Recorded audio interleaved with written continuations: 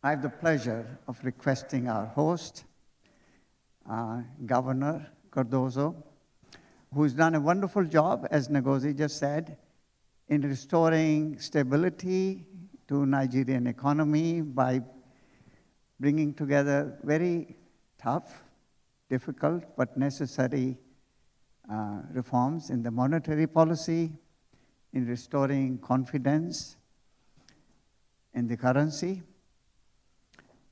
And now, of course, there is a need for other reforms in the economy, clearly, so that there are more jobs in the country. But that is not the job of the central bank, but you prepared the ground. And the ground is fertile.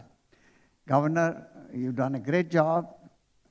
You've seen, not only with great respect within your own country, after the hard work that you've done within the bank, but elsewhere in Africa. You're a true economic leader, economist, and you've drawn a lot of respect within the country and rest of Africa. And thank you again very much. We'll thank you again tomorrow for hosting our forum. We're looking forward to your keynote speech, and then, of course, a fireside chat with Ngozi. Thank you, please.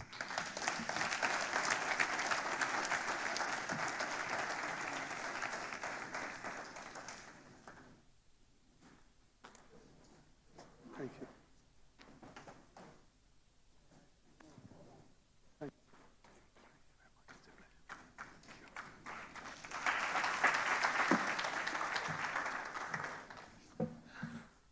Thank you. Thank you very much. There are certain things you hope you never really have to tell your aides about. And one of them is not to put me to speak after Dr. Okonjo-Iweala.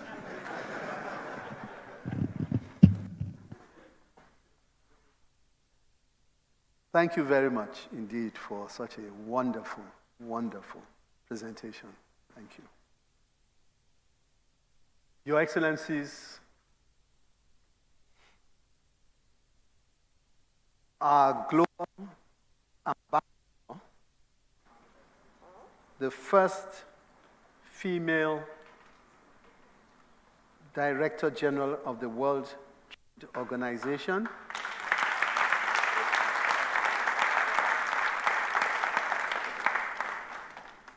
the first African of the World Director General of the World Trade Organization,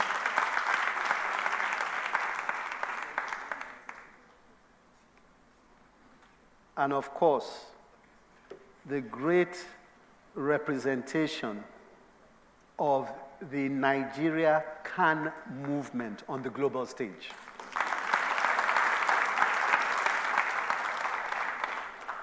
Dr. Ngozi Okonjo-Iweala. The Chief Executive of the Emerging Markets Forum, Mr. Harinder Kohli, and I really want to thank you very much indeed, Mr. Kohli, for giving us the opportunity to host you here in Nigeria.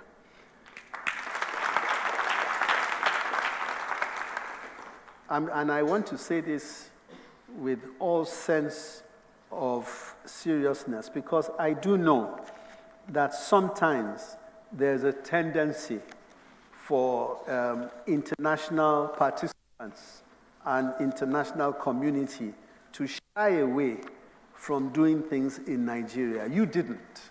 In fact, not just did you not, but honestly, the very comforting words and the words of praise that you've given to Nigeria since you came here yesterday have been really, really commendable, and I thank you very much indeed for this. And of course, to all your distinguished delegates who've traveled far and wide to be part and parcel of this very important occasion. The honorable ministers and fellow central bank governors, captains of industry, ladies and gentlemen. I am indeed very pleased to join you today at the 7th Africa Emerging Markets Forum, along with so many distinguished leaders who are shaping Africa's economic future. I am particularly delighted that the Central Bank of Nigeria is co-organizing this year's forum. This demonstrates the strong partnership and shared commitment we have to building a more resilient and prosperous Africa. The theme of this year's forum, Building Africa's Resilience in a Changing Global Economic Order, is very timely. The global system that has long shaped relations amongst nations is changing before our eyes. Although the extent to which it is changing, we have been duly educated today. Trade is becoming more uneven. Capital is becoming more selective and impatient.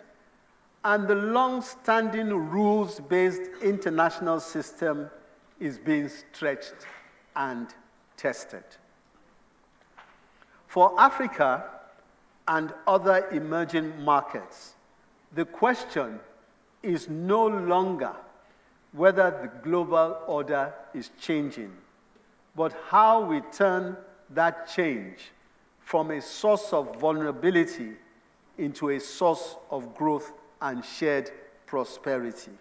And we heard some of the answers to that earlier today.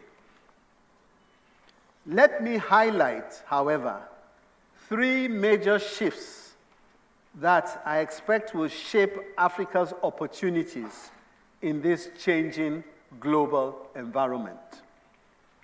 First, trade is fragmenting. Geo-economic considerations are causing countries to look inward and to reorganize trade and critical supply chains around trusted partners and neighboring markets through nearshoring and friendshoring. For Africa, this change is both a warning and an opportunity. With intra-African trade still accounting for only about 16% of our total trade, we must build stronger regional value chains, produce more of what we consume, and trade more with one another. The African Continental Free Trade Area provides the platform and opportunity to turn this global shift to an African advantage. But we must go beyond the agreements and remove the practical barriers to trade by improving transport networks, harmonizing customs standards, and making cross-border payments faster and more affordable. Second, capital has become selective and impatient.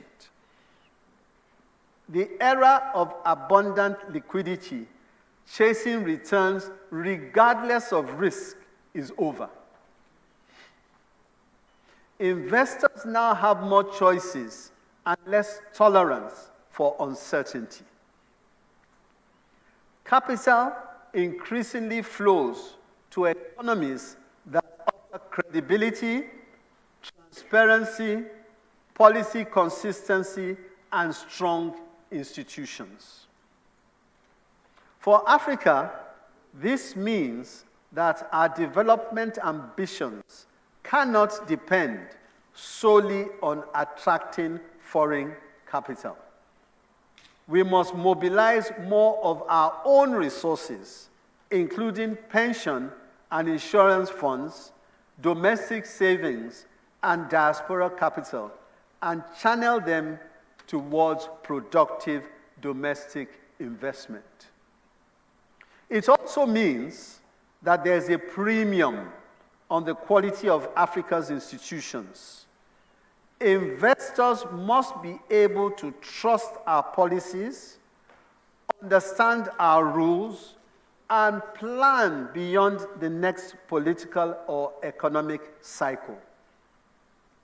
So credibility is not only a central bank concern, it is a national economic asset. Third, artificial intelligence is reshaping economic activity. It is changing how goods are produced, how services are delivered, and the skills required to compete.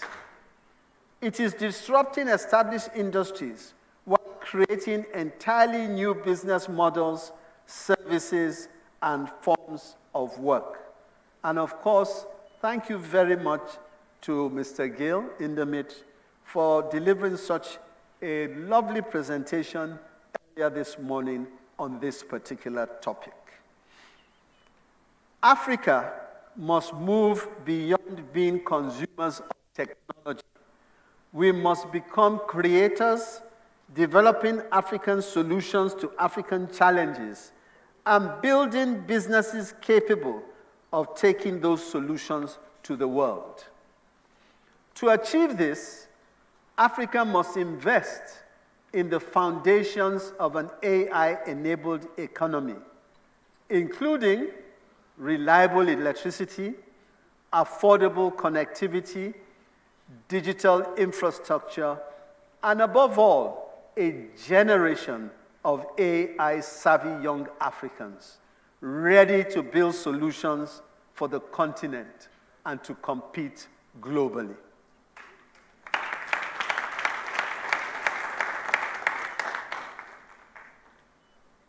Nigeria's recent experience demonstrates how an emerging market economy can respond to these shifts. Over the past 3 years, we have made difficult but necessary policy decisions to restore stability, rebuild confidence, and strengthen the economy's capacity to withstand shocks. At the Central Bank of Nigeria, we returned firmly to our core mandate.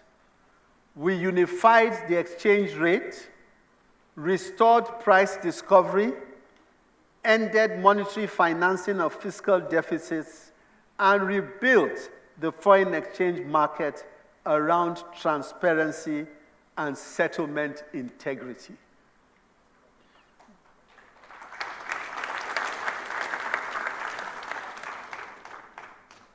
We tightened monetary policy when necessary and communicated our decisions clearly, including when the message was difficult.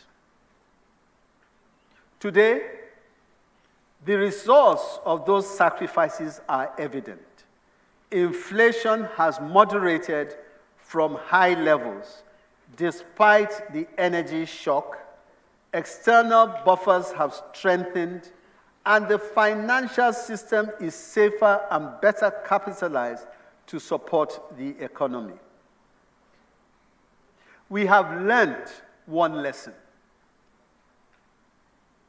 Credibility is built intentionally, one right decision after another, and strengthened through consistent action. That same lesson holds at the continental level. If Africa is to benefit from these global shifts, rather than become a victim of them, we must convert our potential into tangible gains. That transformation will rest on 4 foundations. 1, the first is macroeconomic stability, no surprises. No nation has industrialized under persistently high inflation and an unstable exchange rate. Stability gives households and businesses the confidence to consume and invest, and gives investors the certainty to commit capital for the long term. Second is continental scale. The African Continental Free Trade Area gives Africa a solid platform, but we must build the market. Third is patient capital that creates productive capacity. We must mobilize Africa's pensions, insurance assets, domestic savings, and diaspora wealth.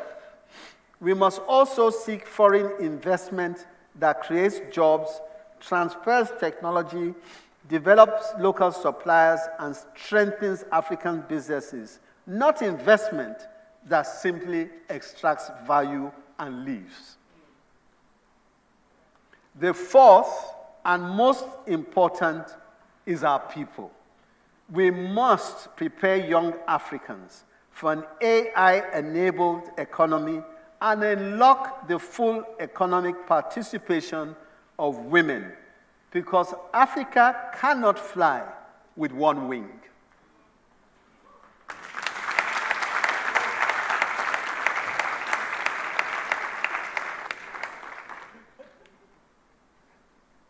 Our goal must be an Africa in which young entrepreneurs can build, scale, and compete without having to leave the continent to realize their potential elsewhere. The Japa syndrome. Let me close with a simple thought. The anxiety surrounding the changing global economic order is real, and we've heard it. But disruption also creates opportunity. We've heard that also. As established rules are rewritten, emerging markets have an opportunity to move from being rule takers to becoming rule setters. Africa now has an opportunity to help shape the emerging order, but that opportunity will not be realized by potential alone. It will require strategic collaboration, credible institutions, and the courage to act together. There is much more to discuss, and I am confident that my conversation with our global ambassador, Dr. Ngozi Okonjo-Iweala, will take us deeper into important dimensions of these questions that I have briefly touched on. The world is changing. Let us seize this moment for Africa. Thank you for listening. Thank you very much, Mr. Governor. Please, another round of applause for the Governor of the Central Bank of Nigeria, and indeed the Director General of the World Trade Organization, Dr. Mrs. Ngozi Okonjo-Iweala, GCON.